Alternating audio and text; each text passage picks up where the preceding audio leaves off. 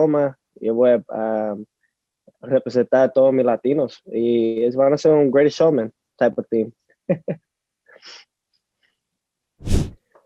To be honest, I don't look at who I'm facing like in the way of watching film or anything like that. So I can't really say. I heard it was a close fight. It was a close call. However, George Kambosos, he was the guy that got the win. He got the job done. It became a mandatory. I mean, a lot of folks, just to get the record straight, there's a lot of things that I would like to clear up. These guys had 4 months after I beat Lomachenko. They had 4 months. And I'm talking about the guys in my division. They had 4 months to send me a contract. Not one did. So this all ended up becoming George Kambosos at the end. This is not out of me. I guess they expected me to throw contracts at them after becoming world champion and undisputed, and I have all the belts, but, and it's crazy, a lot of folks don't see the behind the scenes of what really goes on in the sport of boxing. However, I'm just trying to show everybody at the end of the day that I don't duck or dodge anybody. So with Kambosos and everything, I'm not overlooking my competition. I'm just looking straight through, right through them. And that's really what it comes down to. Thank you, Mark, for the question. Honestly, I would say I don't, man. I've been so focused on myself lately that I don't focus on the fights and the competition that's going around. Put them in front of me and I'll beat them. That's my whole thing, and that's what I live off of. Josh Taylor did what he had to do. It was a great fight, great event, top rank and everything that they did. And kudos to them. The whole thing now is all about making those type of fights happen, and hopefully these guys are willing to step up. It's at the end of the day, I don't, 16 fights in, I never said no to not one fight that was given to me. I'm a man of my word at the end of the day, and I carry my balls very, very, very tight, when I go in that ring. So, hopefully these guys, they're already talking about moving up to 147 and everything. I can just sense the urgency of them not trying to want to fight me. So the whole thing is just one fight at a time. And, hopefully we can make those fights happen. 135, I'm undisputed. He's Josh Taylor's at 140 undisputed. We can make those fights happen. And Teófimo will become 2-time undisputed world champion back-to-back. It's the goal. Oh, no, not at all. I won't do it. I won't take the fight in the UK. Not because I don't believe that I will beat him in the UK. It's just the fact that I could just see how much of the animosity or just the way that folks are carrying that I'm not undisputed at 35, so I could just see the favoritism out there. That fight will be somewhere over here. And at the end of the day, man, I'm slowly becoming a cash cow in the division. These guys can make a better paycheck fighting me where I choose at the end of it. So, but I do eventually want to fight in the UK. That's something that I definitely want to go out there and do. However, I'm not going to give anybody the upper hand on me. I've done it numerous of times. So the whole thing now is just about playing my cards right and just making those fights happen, though. It's with Triller and everything, they're new in the sport of boxing. I'll be honest with that part. However, they're doing a phenomenal job. Triller's doing a phenomenal job. They came in, they showed, and they want to show everyone come June 19th. They took away the Evander Holyfield fight and everything. They don't want to make it an exhibition or anything. They really want to make this an actual fight card, just like all the other promoters and networks that do in the sport of boxing already. So it goes to show that they're really driven, and they have this. They're really driven, and they really want this, to be a real thing for them. We could say I don't want to compare, and I'm not, and I'm not. However, it's somewhat of a DAZN thing right now going on, and eventually Triller is just trying to make that they want to make their mark, and I already see it. The things that I love about it the most is that with myself, how I think and these ideas that come up in mind, we could talk about these things and we could actually make these come out into fruition. So that is why we're having not only just, myself performing in my ring walk the way it's going to be come June 19th, but the artists that are going to be performing that night as well. It's phenomenal. It's a collaboration, and I think that it's great for the sport of boxing. This is all entertainment at the end of it all, and for all the fighters, they need to actually take that in. I'm not a fighter. I'm not a boxer. I'm an entertainer. And that's what brings the revenue. All right, next up is Ernesto Amador. ¿Qué pasa, mi Teófimo? Con el gusto saludarte.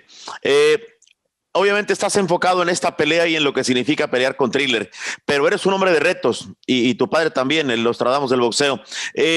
es para ustedes también algo importante hacer historia y quedarte con todos los cinturones de las 140, porque hay posibilidades, Teófimo. Viendo las peleas que vemos en 140, no es imposible que pudieras conquistarlo. No, sí, claro, es muy importante para mi carrera y todo que nosotros hacer cosas así, ganando en 140 y todos los títulos y todo, back to back, es muy importante. O sea, yo solo tengo 16 peleas, yo solo estoy 23 años, yo solo tengo 23 años y mira, yo estoy haciendo cosas grandes, gracias a Dios. Y que yo puedo decir ahora es que para toda mi gente, todos mis fans y toda la gente que siempre está apoyando a Teófimo, mira mi pelea, junio 19, y se van a hacer un show espectacular. You know, it's all about entertaining, pero también tratando a bring boxing back to its roots, its original roots. Esa es la cosa que es más importante. Nosotros mira Canelo y Terence Crawford y que ellos buscan las peleas, ellos quieren las peleas más grandes. Ahora tenemos Errol Spence y Manny Pacquiao. So, para mí me siento que ya el deporte ya está subiendo más en different ways. Gracias. Muchas gracias, Ernesto. Man, I could just laugh about it. That's all. For me, man, it's someone that never really took a loss. You know, it's someone that hasn't really taken a loss before, and especially a loss that I gave him the way I did and the way I beat him. You know, with Lomachenko, he's in the past now. You know, my thing is at the end of the day, I took his heart. Even if we were to fight again, I'll knock him out this time. You know what I mean? And it's not just about talk about it.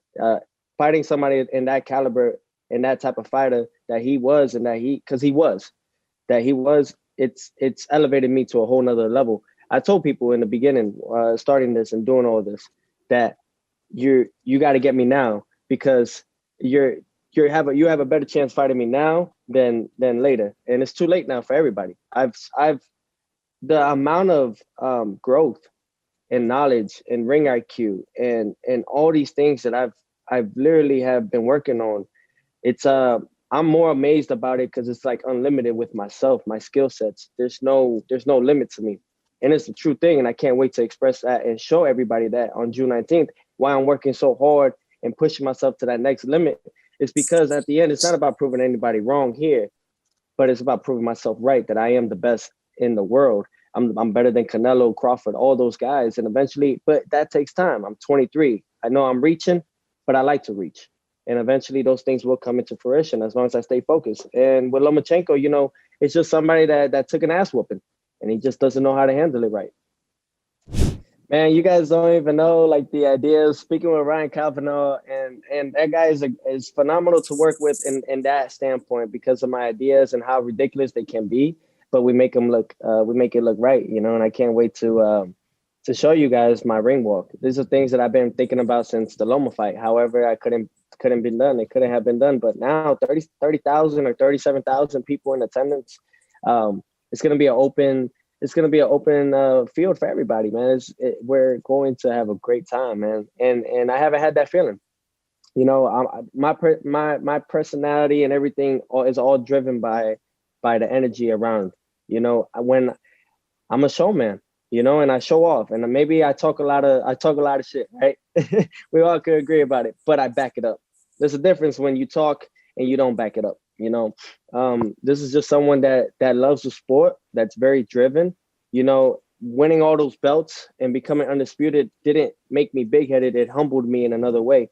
You know, so my whole thing is just using this voice that I have now to let the other ones know, and the youth, let them know that no matter what you do, no matter how many things you win and how much money you do see, it's all about the main thing, and it's don't forget what you came from. You know, don't forget the struggles and all the hard work that you put yourself into, you know, and I can't wait, man. 30,000, 37,000. We're going to have all different types on June 19th, which is Juneteenth Day. So we can't forget about Freedom Day. I mean, those things. So I think I didn't move the date. However, whatever happened that day, you know, they moved it. All I could do is, as the fighter, just go out there and just perform for everyone else. Thank you, Eddie, for that question. Honestly, I'll say it like this. It's just the amount of work. It doesn't stop, you know. At the end of the day, I'm not fighting George Kambosos. I'm fighting myself. you know, and that's what I always go in there. You know, when I fought Lomachenko, I wasn't fighting Lomachenko, I was fighting myself. And that's how I am. You know, the only person that could beat me is myself. You know, that's the end of it all. You know, I'm my worst critic, and I am my toughest competition. You know, so those are the things that I play in my mind. You know, I act like I don't have it all, you know, and that's why when people ask me how I feel like a champ. Doesn't mean you know, even though I'm an undisputed world champion. You know, and then being on the platform like Triller, they give me that opportunity to boost up my numbers on the social platform, because, you know, that's nowadays in this modern day era, it's all about social media and how many followers you have, apparently, which kind of saddens me in a way that you could become undisputed world champion. But back then in the 80s and 90s, you became undisputed world champion, you were on top of the world. Now it's a different stage, you know? So it's all about just catching up on the numbers as well on the social platform, and just putting myself out there even more. You know, I think that I finally bursted out into that bubble of, you know, this right here, this fight for me is bigger than the Lomachenko fight. And why I say that is because it puts me in a position now, my first pay-per-view fight, but and the numbers that we are going to generate from at only 23 years young, 16 fights in, just the whole way I look at it is the outcome of it all. It could put me from superstar to mega superstar, and become that it could bring me into that 9-figure status eventually. And those things take time, and I know that, but I know what it is, you know, and I know what to bring for the fans and for everybody. I know what they want to see.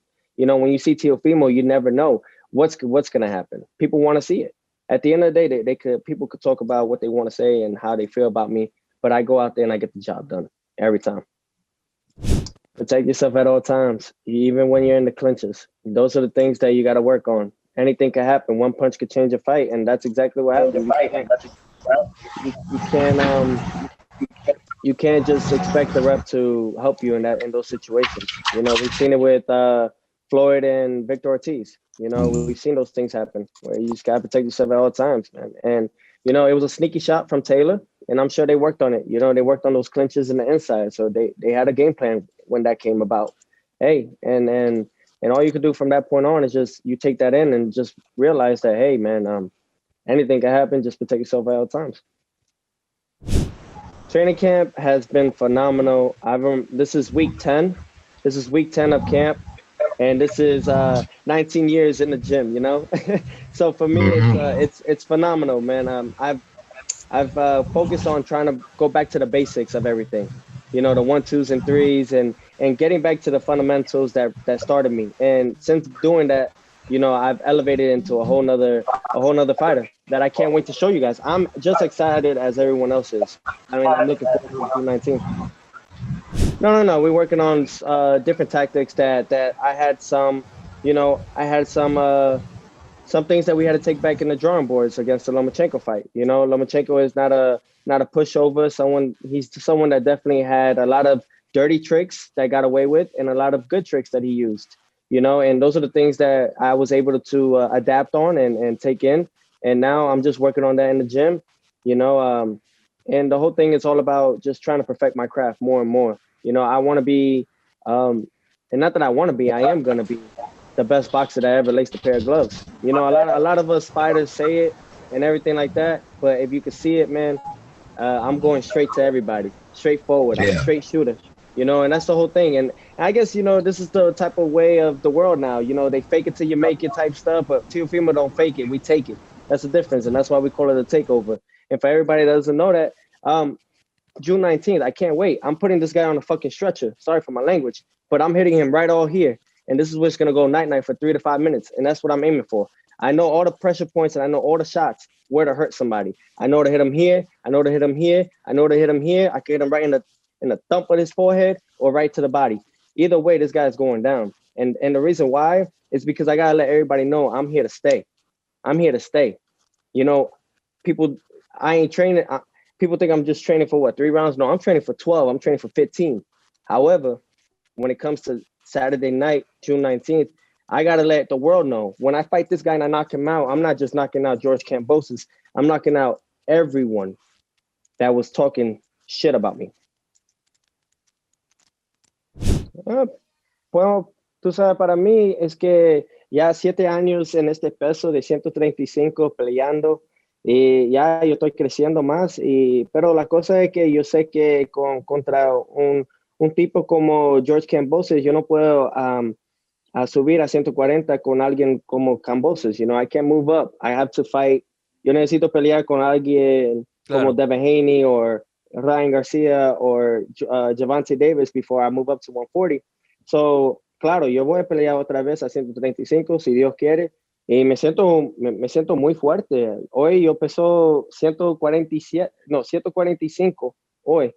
So, yo tengo solo 10 libras de agua, puro agua. Y ya tenemos como 3 semanas. So, yo estoy en peso ahora y me siento muy, muy fuerte. Lo que yo puedo decir ahora es que this is like, to be real, man, this is the best I've ever felt. I feel better than I felt in the Comey fight.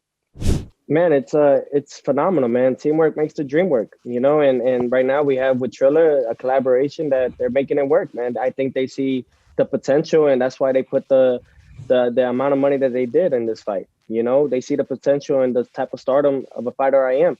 You know, and I think we all see it. However, some just trying to stop Teófimo and keep him at this level, when in reality there is no level. And I'm very thankful for Triller, man. It may be unorthodox, however, it's what we need in the sport. It's what we need. We need some excitement. You know, UFC is doing a phenomenal job, but what's up with boxing? You know, we can't make these great fights happen because of these promoters and because of alter egos and because of pride. Pride is a devil, man. And these guys don't want to make these fights happen because of X, Y, and Z. They want to keep it at a certain pace. Boxing ain't like that no more. Boxing has changed. It's the new modern day era. And my whole thing is, even if I get, you know, stuff for it, I'm gonna be real, man. I'm always gonna be honest with everybody in the public, man. These guys, maybe the fighters do want to fight each other. However, it's just those in the middle, the middlemen. They get involved and they don't want to make those things happen. And but I'm very thankful that I'm able to showcase what I could do. And you know, June 19th, man, I'm very thankful, man. We're gonna have J-Lo, Maluma, J Balvin, Meek Mill. You know, the Greatest Showman is gonna be right here. You know, it's a whole thing, man, and it's gonna be phenomenal, man. And I can't wait for the way that it's all gonna play out come June 19th. Look, man, I'm gonna pray for the man. I'm gonna pray for the man before the fight. You know, so because he has a kid on the way and everything. But at the end of the day, I'm leaving him on a fucking stretcher. And it's just how I feel, man. I don't care. I don't care. I'm sorry. I don't care. I get paid for doing what I do. It's either him or me. You know, and that's how I feel, man. Ain't nobody acting here. Nobody. You know what I mean? It's just a thing. I ain't trying to promote a fight in a way of trying to start no beef. You know, the whole thing is I'll do what I got to do in the ring, you know, with these right here. And they feel that pressure. They feel that energy. You know, it's all about my energy, man. Real recognizes real. And I've been told everybody that. Lomachenko, he felt that. Anybody that comes in front of me, I'll beat him. Why? Because they know. I ain't scared of nobody. I ain't scared to die in that ring neither. I ain't scared to die. At least I died doing what I love too. But at the end of the day, man, it's all about who's in front of me. Got to get him in the way. I got to get him out the way so that way we can focus on the other fights that everybody wants to watch. I'll be honest, like, I look up to all those guys. They all paved the way for all of us. I mean, we're all here today, and why we still love the sport of boxing is because we think about those old times too. You know, and I guess a lot of us probably would love to go back in time and just enjoy it a little bit more. You know, the game has changed. You know, people want to make X amount of dollars without facing the tough competition, you know, and it's ridiculous. And, you know, I look at it like this, man. When winning all those belts, I visioned it, I felt it, and I already had dreamt it over the years. You know, our goal is always to become, you know, undisputed world champion or world champion. I got to that. But winning the Ring magazine, and when I received it in the mail, I cried. I cried. Why? Because I know the background to it all. It's been in the game since 1922. Jack Dempsey has worn it, and so many other great champions have held that belt. So I know how the honor of carrying that belt is to me. I appreciate the sport. I love I love boxing. I really do, and it breaks my heart to see how these corrupted middlemen just get involved, and they think that it's okay for them to try to take all the pie, you know, and we're over there risking our lives. But you know, get away from the political part. My whole thing is that I just know that the boxing gods are right behind me, man, and they support it. You know, that's why I always give acknowledgement to Bubu Mancini. We got Larry Holmes. We have Rocky Marciano, Sugar Ray Robinson. I mean, the list could go on and on. All the great champions that have paved the way for me and have paved the way for all of us. No pressure at all.